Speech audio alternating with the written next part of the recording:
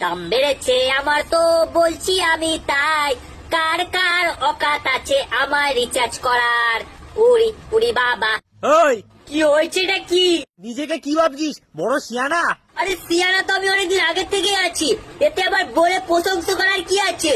সব করে রিচার্জের দাম বাড়িয়ে দিয়েছিস, এবার আমরা ফোনে রিচার্জ কি করে করবো? কি করে করাবে দেখে নাও। এতদিন তো আমাদের মালিক তোমাদের ফ্রি ফ্রি রিচার্জ দিয়েছে, আর কত করবে আমাদের মালিক তোমাদের জন্য? তোদের মালিক প্রথমে আমাদের ফ্রি রিচার্জ দিয়ে আমাদের লোকখানা বাড়িয়ে রেখে দিয়েছে, এবার হুট করে রিচার্জের দামও বাড়িয়ে দিয়েছে, এবার আমাদের কি হবে?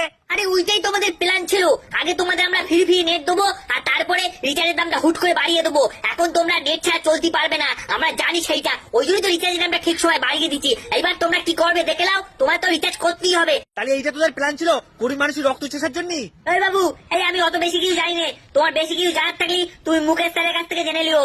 কোন মুকেশ স্যার? মুকেশ খৈনি? আরে ফুটোওয়ালা বুদ্ধিভ্রষ্ট বাবু, আরে ওটা মুকেশ আম্বানি, মুকেশ খৈনি না।